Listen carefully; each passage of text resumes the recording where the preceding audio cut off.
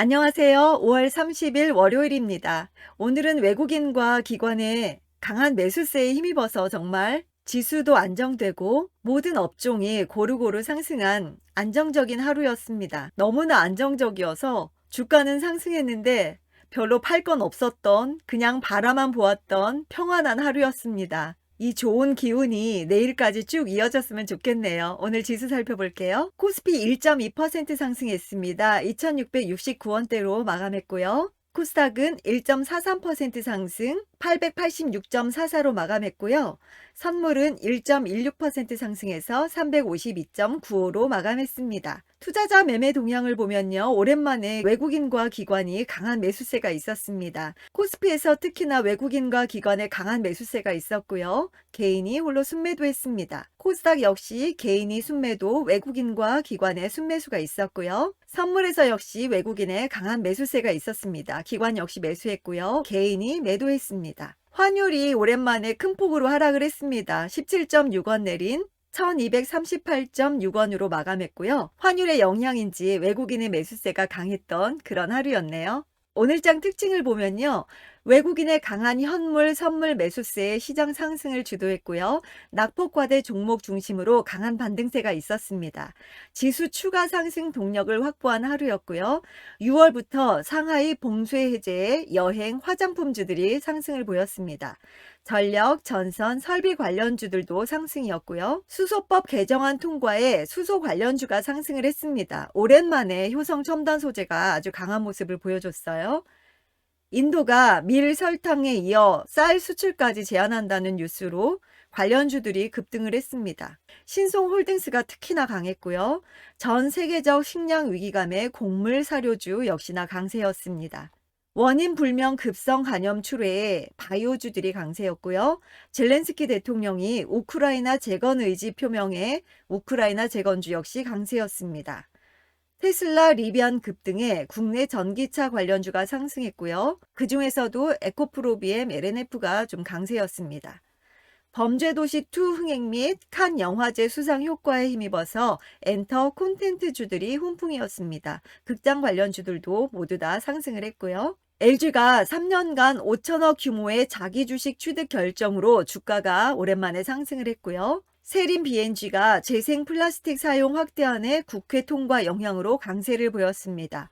위메이드가 미르엠 출시 기대감으로 주가 상승이 있었고요. LX세미콘은 8인치 웨이퍼 호황 지속 전망에 상승을 했고요. 코오롱 인더는 세계 1위 전선 업체에 아라미드를 납품한다는 소식으로 상승을 했습니다. 시티그룹이 삼성 SDI 목표가를 대폭 하향 조정했습니다. 93만원에서 48만원으로 하향 조정을 하면서 지금 현재 주가보다도 낮게 조정을 한 거예요. 그래서 오늘 약세를 보였고요. 그래도 생각보다는 큰 하락폭은 아니었지만 좀 조심은 해야 될 것 같습니다. 포바이포가 1개월 보호예수 물량 해제로 인해서 약세를 보였고요. 네이버가 나스닥 기술주 급등 영향으로 주가가 상승했습니다. 전문가들의 픽입니다. SK가 지분 40.64%를 보유한 SK그룹 내 핵심 소재 기업이고요. 본업인 화학 플라스틱 소재 부문은 코로나 특수를 노렸고요. 전방 산업인 가구, 가전, 자동차용 소재 수요는 여전히 호황을 노리고 있습니다. SK넥실리스의 고성장세, 시장 외형 성장에 따른 동방사업도 고성장세를 보이고 있습니다. 정읍 5공장이 풀가동하고 있고요. 2분기부터 6공장 증설분이 본격 반영될 전망이라고 하고요. 일본 동박 업체들의 보수적 증설로 미국향 수출 비중이 증가하고 있다고 합니다. 중국향 물량이 작년 초 30%에서 올해 50%까지 확대할 전망이라고 하고요. CATL, BY 등 중국 LFP 배터리 업체로 공급을 확대하고 있다고 합니다. LFP 배터리는 에너지 밀도가 낮아서 동박 투입량이 5에서 10% 많다고 하네요. SKC가 최근에 조정 후에 재상승하는 모습을 보이고 있습니다. 최근에 이평선도 밀집하고 있고요. 기관이 3거래일 연속 들어오고 있습니다. 네페스, 비메모리 반도체 패키징 테스트 사업을 하고 있고요. 차세대 패키징 기술 PLP의 선두주자라고 합니다.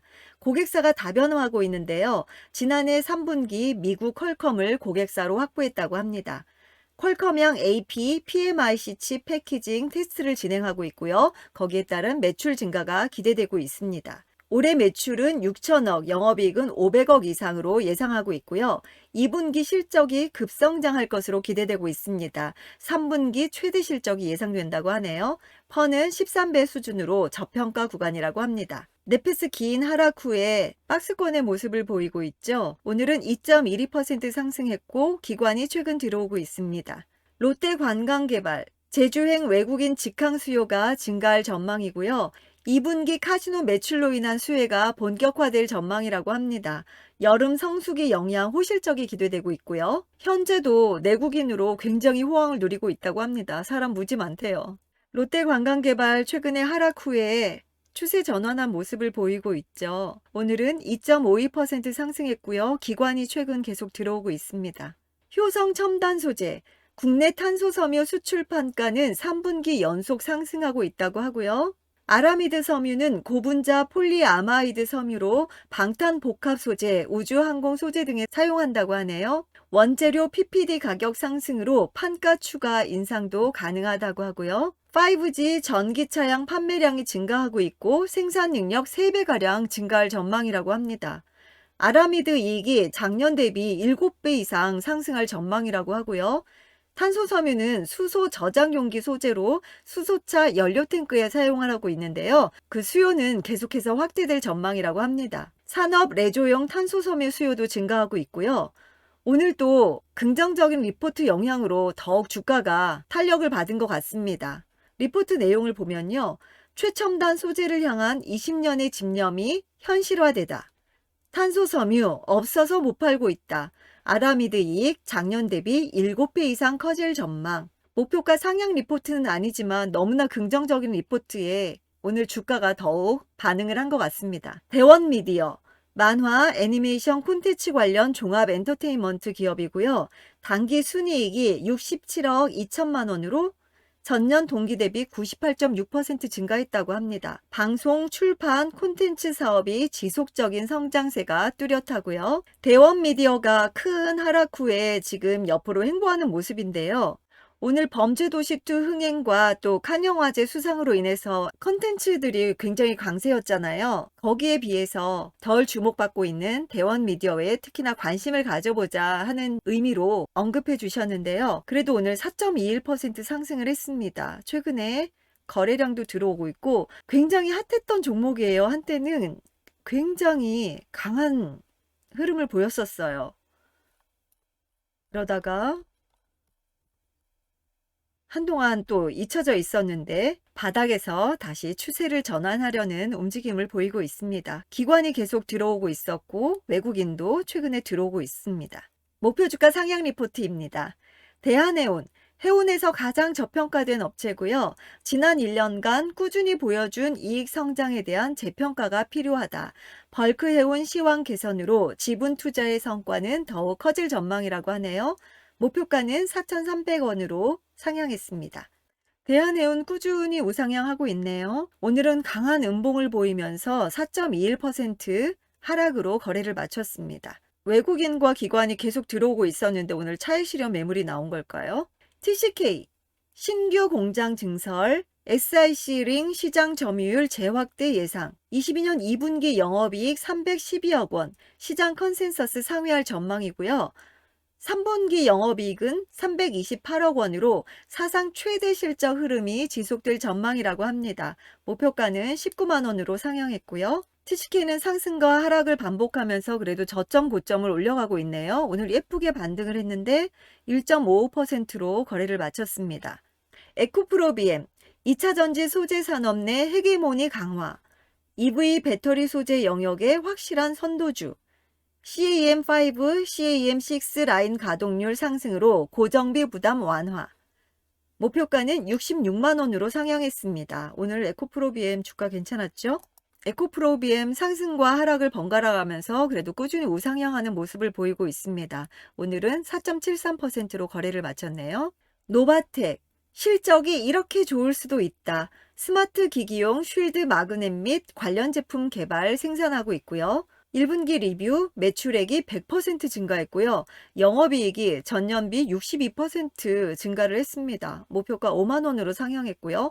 내용 참 좋은데요. 노바텍이 이렇게 하락을 하고 있었네요. 저점 찍은 걸까요? 오늘 살짝 틀면서 1.71%로 거래를 마쳤네요. 현대글로비스 두 군데서 나왔습니다. 미친 실적 성장세, 연간 매출액 25조 2,564억 원, 영업이익 1조 6,398억 원 전망이고요. 구조적 고운임 유지 전망이라고 합니다. 목표가 26만 원으로 상향했고요. 흥국증권에서는요. 높아지는 이익 체력, 1분기 리뷰 매출액 24.3% 증가, 영업이익은 전년비 104% 증가했습니다. 완성차 생산량 반등으로 인해서 이익 체력도 증가하고 있습니다. 목표가는 31만 원으로 상향했고요. 현대글로비스 정말 이 미친 실적 성장세라는 말이 와닿을 정도로 미친 주가 흐름을 보이고 있습니다. 진짜 미친 주가 흐름 맞죠? 이게 이렇게 잘 갈 줄이야. 오늘은 0.96% 하락하면서 거래를 마쳤습니다.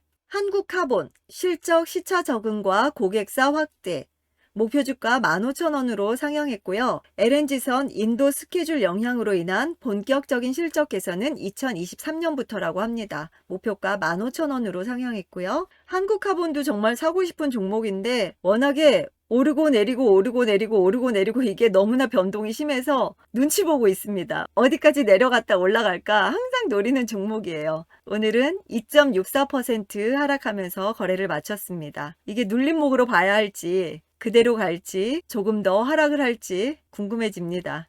제일기획 매 분기가 서프라이즈 목표가 37,000원으로 상향했고요. 제일기획도 주가 정말 안 움직이기로 유명한 종목인데 그래도 요즘은 꾸준히 우상향하는 모습을 보이고 있네요. 오늘은 0.19% 상승하면서 거래를 마쳤습니다. 신한지주 5조 원대 이익 가시화 상대적 주가 부진 탈출 성공 지배주주 순이익 5조 원 상회 가능 목표가 52,000원으로 상향했고요.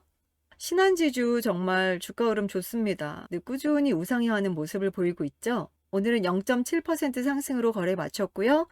기관이 계속 들어오고 있고 외국인도 3거래일 연속 들어오고 있습니다. 금리 인상기에 신한지주가 많이 주목받고 있는 것 같아요.